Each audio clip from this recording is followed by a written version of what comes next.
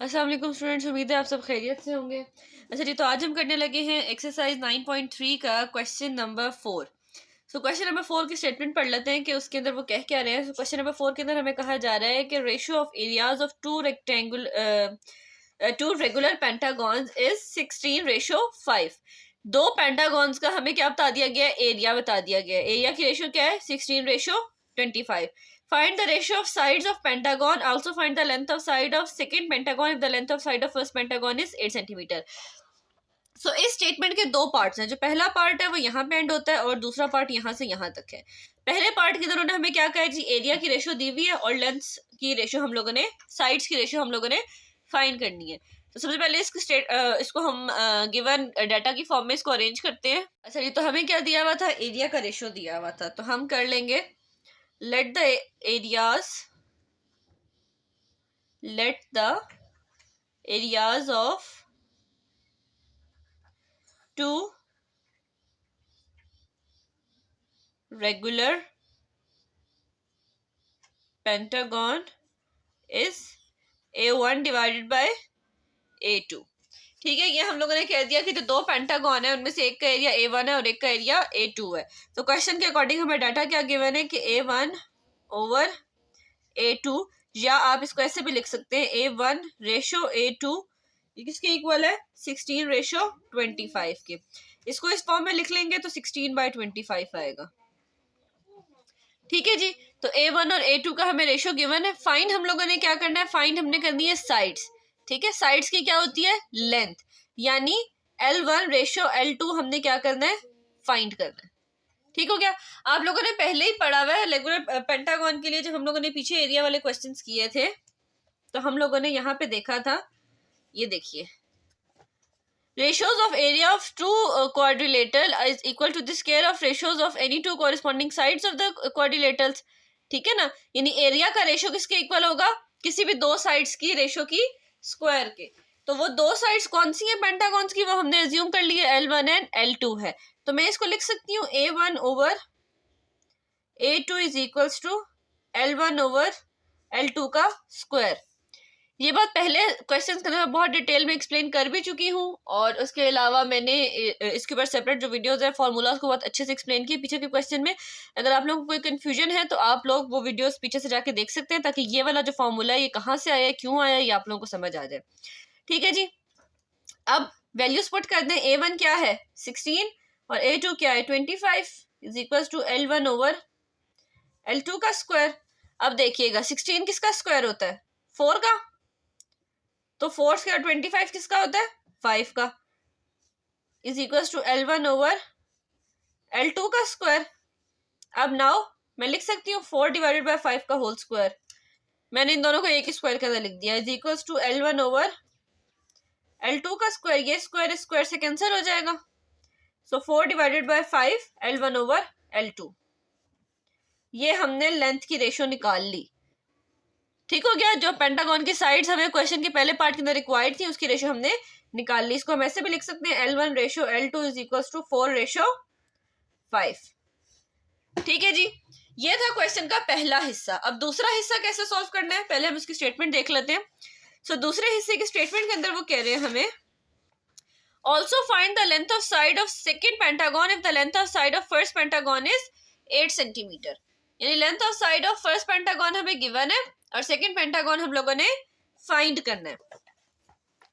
अभी जो हम लोगों ने ये निकाली थी ना, ये हम लोगों ने साइड्स का रेशियो निकाला है, एक्चुअल वैल्यू नहीं निकाली। ठीक हो गया, रेशियो निकाला ना, एक्चुअल वैल्यू तो नहीं निकाली। अब एक्चुअल वैल्यू में हमें एक की एक्चुअल वैल्यू उन्होंने बता दी है, दूसरे की हमने एक्चुअल वैल्यू क्या करनी है, फाइंड करनी है। सेकंड की फाइंड करनी है, फर्स्ट की उन्होंने हमें एक्चुअल वैल्यू बता दी है। तो इसी फॉर्मूले को हम, इसी इक्वेशन को हम यूज करेंगे। वो हम यूज उसको कैसे करेंगे, हम इसको ऐसे लिख लेंगे 4 divided by 5 is equal to L1 over L2। Ratio वाली इक्वेशन आपने यूज की, L1 की वैल्यू आपको ऑलरेडी गिवन है, क्या गिवन है क्वेश्चन के अंदर, 8 सेंटीमीटर। तो आप लिख लेंगे 4 divided by 5 is equal to 8 divided by L2। Cross multiply कर दें, 5 8 40 इज इक्वल टू 4 L2। अब L2 यही रह जाएगा, 4 नीचे जाके क्या हो जाएगा, divide, so L2 would be equal to 10 centimetre. ठीक हो गया। तो इस तरह से हम लोगों ने रेशो वाली इक्वेशन को यूज करते हुए एक की लेंथ हमें पता थी और दूसरे की हम लोगों ने फाइंड कर ली है। अच्छा, तो अभी इसका क्वेश्चन नंबर 5, तो क्वेश्चन नंबर 5 के अंदर वो कह रहे हैं कि in the figure A B is parallel to Y Z, ये जो ए बी है ये इस वाई जेड की क्या है, पैरेलल है। ठीक हो गया। दूसरा क्या बता रहा है, दूसरी चीज वो हमें बता रहा है कि areas of triangle X A B and X Y Z are in the ratio, हमें ट्राइंगल एक्स ए बी और एक्स वाई जेड के एरिया का रेशो बता दिया विच इज 25:36। एक ही तो छोटी ट्राइंगल है, इसका एरिया है एक्स ए बी, और अगर इस ए बी को हम स्किप कर दें तो एक्स वाई जेड जो बचती है ट्राइंगल, इन दोनों ट्राइंगल्स का एरिया का रेशियो कितना है 25:36। फाइंड हमने क्या करना है, X B over X Z, X B over X Z, यानी दोनों छोटी वाली ट्राइंगल भी और बड़ी वाली ट्राइंगल की भी साइड्स फाइंड करनी है, साइड्स का रेशियो फाइंड करना है, और A B over Y Z, छोटी और बड़ी ट्राइंगल की बेस का रेशियो फाइंड करना है। सो फाइंड करने का पहला तरीका तो बहुत आसान है, जो क्वेश्चन नंबर 3 के अंदर आपने लगाया था कि एरिया किसके इक्वल होता है। पहले आप पढ़ के भी आ चुके हैं, पीछे के रेक्टेंगल के केस में भी साइड्स की लेंथ के स्क्वायर के इक्वल होता है एरिया। ठीक हो गया। तो अभी आप यहाँ पे भी यही काम करेंगे, एरिया को जिस तरह क्वेश्चन नंबर 3 के अंदर किया था, क्वेश्चन नंबर 2 के अंदर आप फिगर्स वाले क्वेश्चन करके आए हैं, उसमें ट्राइंगल के केस में आपने जो किया था कि एरिया का रेशियो किसके इक्वल कर देंगे, दोनों ट्राइंगल की जो साइड्स हैं X B over X Z, ये दोनों ट्राइंगल्स की साइड है ना, इन साइड्स के रेशियो के स्क्वायर के इक्वल कर देंगे। कैसे कर देंगे, करते हैं इसको सॉल्व। तो जी, तो मैंने ये डायग्राम ड्रॉ कर लिया और जो डाटा हमें गिवन था ना उसको मैंने असेंबल कर लिया यहाँ पे। तो अब आप सबसे पहले क्या करें कि let area of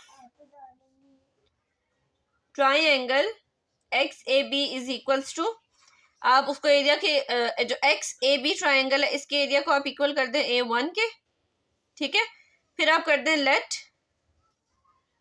area of triangle X Y Z which is equals to A2।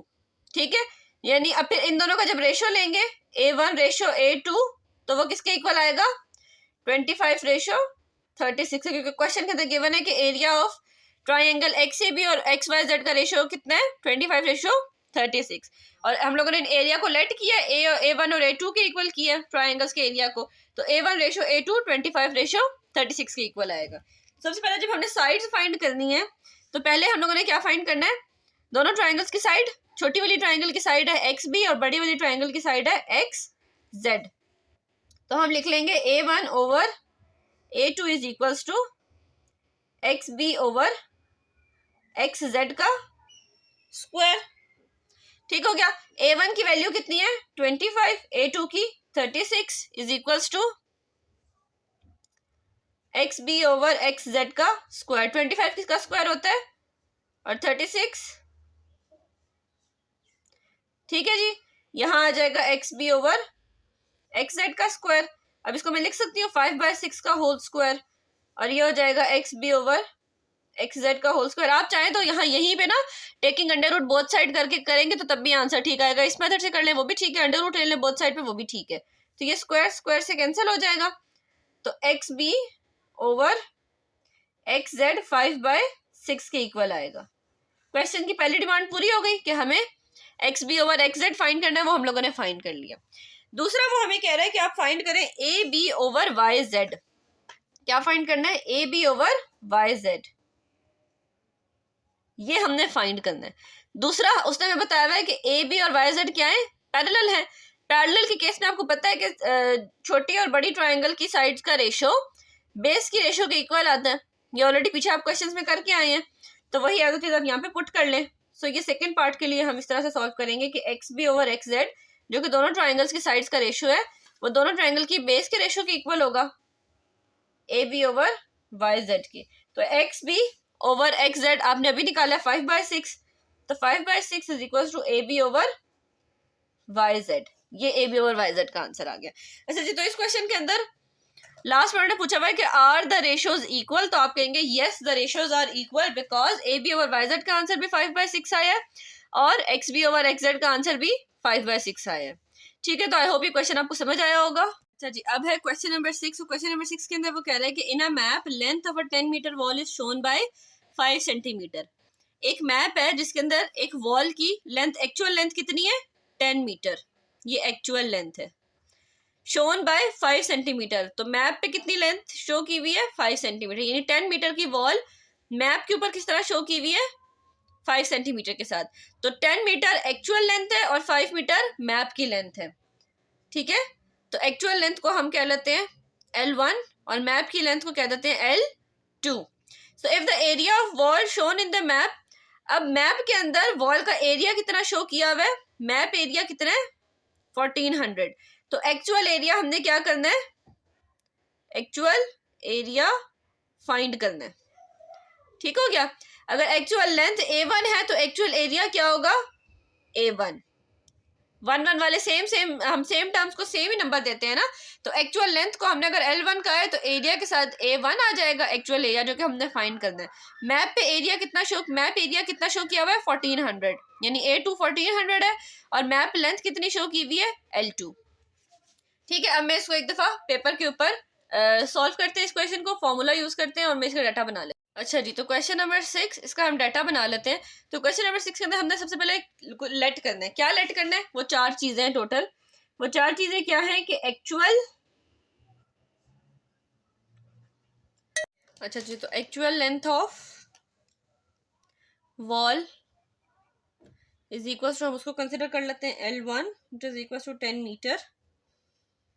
Now actual length, sorry एक तो एक्चुअल लेंथ है, दूसरी क्या है मैप लेंथ है जो मैप के ऊपर शो हो रही है। तो हम लिख देंगे map length of wall is equal to L2 is equal to 5 centimetre. Now map area हमें ऑलरेडी गिवन है विच इज 1400 सेंटीमीटर स्क्वायर, और फाइंड हमने क्या करना है एक्चुअल एरिया। अब इसके अंदर एक और चीज है कि अब आप देखिए हम एक्चुअल एरिया को A1 कहें कि मैप एरिया को A1 कहें, तो वो हमें पता चलेगा एक्चुअल लेंथ से। एक्चुअल लेंथ अगर L1 है तो एक्चुअल एरिया क्या होगा A1। Similarly map length L2 है तो एक्चुअल एरिया हो जाएगा A2, ठीक है ना जी। अब एक और चीज आपने गौर की होगी कि यहाँ पे जो एक्चुअल लेंथ है वो मीटर में है, मैप लेंथ सेंटीमीटर में और एरिया सेंटीमीटर स्क्वायर में है, यानी यूनिट का डिफरेंस है। ये यूनिट का डिफरेंस भी अभी हम जब सोल्यूशन करेंगे इस क्वेश्चन का तो साथ ही मैं ये भी सॉल्व कराऊंगी। तो इसका सोल्यूशन कैसे होगा, आपने फॉर्मूला पहले ही पढ़ा हुआ है, A1 over A2 is equal to L1 over L2 का स्क्वायर। अब वैल्यूज पुट कर दें जिनकी आपको वैल्यूज पता है। A1 हमने फाइंड करना है, A2 की वैल्यू है 1400 सेंटीमीटर स्क्वायर, L1 है 10 मीटर डिवाइडेड बाय L2 है 5 सेंटीमीटर और इसका होल स्क्वायर। तो 5 1 जार 5, 5 2 जार 10, तो ये हो जाएगा A1 over 1400 centimetre square is equal to 2 का स्क्वायर 4 मीटर और उसका स्क्वायर। अब ये यूनिट्स का मैं क्यों लिख रही हूँ, क्योंकि मैंने यूनिट सॉल्व करवाने हैं, ठीक है जी, ताकि आप लोगों को पता चले कि आंसर मीटर के अंदर क्यों आया है हमारा, ठीक है। अच्छा जी, तो अब क्या हो जाएगा, सेंटीमीटर स्क्वायर से कैंसिल हो जाएगा और ये 1404 से जाके मल्टीप्लाई हो जाएगा।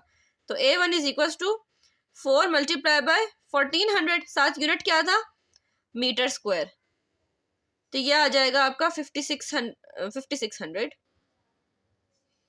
मीटर स्क्वायर A1, ठीक है जी। तो समझ आ गया, फॉर्मूला वही पुराना था, इसके अंदर जो यूनिट्स का थोड़ा सा कंफ्यूजन होती है अक्सर स्टूडेंट्स को, वो यूनिट्स की भी मैंने प्रॉपर सोल्यूशन बता दिया है कि वो किस तरह से आंसर मीटर स्क्वायर के अंदर आया है, ठीक है।